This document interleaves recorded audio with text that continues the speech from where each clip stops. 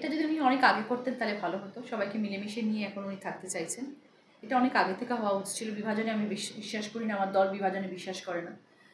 আজকে উনি সবাইকে ডাকছেন, আজকে উনি সবার সাথে মিশছেন, কথা বলছেন, খুব ভালো কথা। যদি সেটাই উনি মেনটেন করেন আগামী দিনে আমি খুব খুশি হব। সেরকমভাবেই চলা উচিত এবং কাউকে কখনো ছোট করে কখনো কথা বলা উচিত নয়, কারোর উপরে কোনো বিদ্রুপ করে কোনো রকম কথা বলা উচিত নয়, স্পেশালি মহিলাদের জন্য তো একদমই নয়।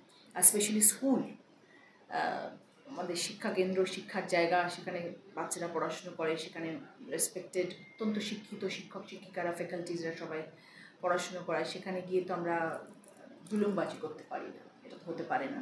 আর যখন আমি সাংসদ এবং আমার 7টা কনস্টিটিউন্সির মধ্যে এটা হতে পারে না যতদিন আমি আছি।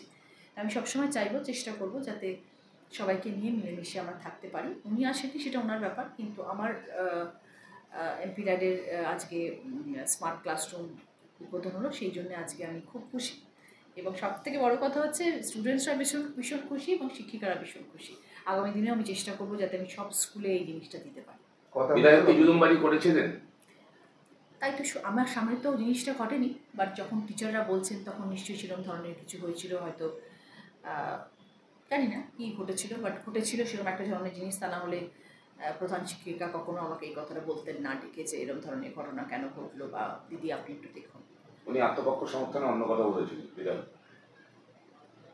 আমি বিধায়কের ব্যাপারে এই মুহূর্তে কোনো রকম মন্তব্য করতে চাই না। উনি আমাকে বললেন যে আমি ভুল স্বীকার করেছি সবার সামনে এবং প্রেসকে আমি ডেকে ভুল স্বীকার করেছি। ঠিক আছে, মানুষ যদি ভুল করে ভুল স্বীকার করে তাকে তো ক্ষমা করে দেওয়াই উচিত।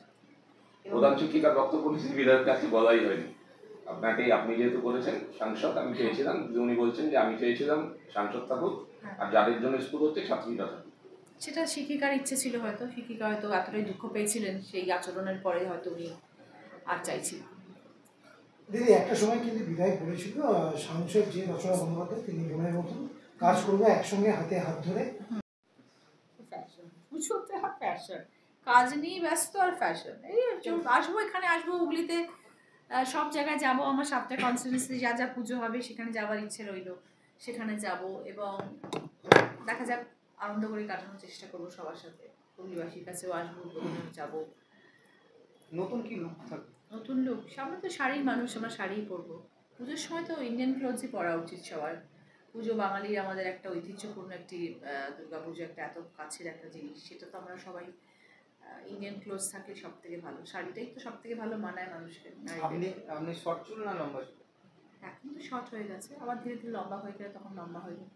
আপনাকে দেখলাম যে কানের দুল থেকে গলার হার সবই একদম রং মিলান দিতে আছে।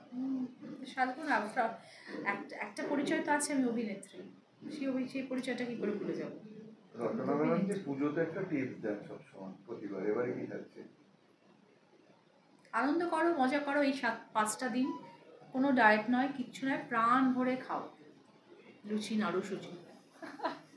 আর বলছি দিদি, আপনার হাতে দেখলাম যে অনেক টাকা রয়েছে, অনেক আনটিনাটি রয়েছে, কি কি কাজ একটু যদি বলে দেন, কোনটার কি কাজ?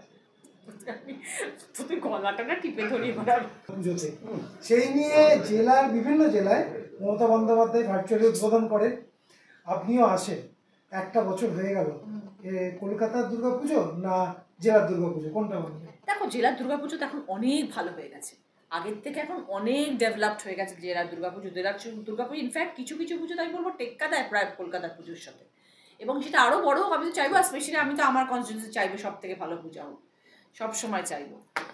সে বনেদি পূজা হোক, কি বারোয়ারি পূজা হোক, কি পাড়ার পুজো হোক, কি জেরমিক পুজো হোক না কেন, সব পুজো খুব ভালো হোক এবং আমার আমার আমার হুগলি জেলার পুজো যেন সর্ব থেকে শ্রেষ্ঠ হয়।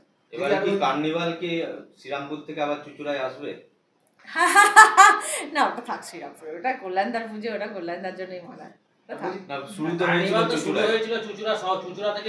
ঠিক আছে, এখন শ্রীরামপুরে হচ্ছে তো খারাপ কি আছে, অসুবিধা তো কিছু নেই, হোক না ওখানে, আবার হবে কখনো চুচুড়াতে, কি আছে। তিনি প্রথম দুর্গাপুজো বাংলার বুকে এনেছিল গুপ্তিপাড়া, তারা চাইছে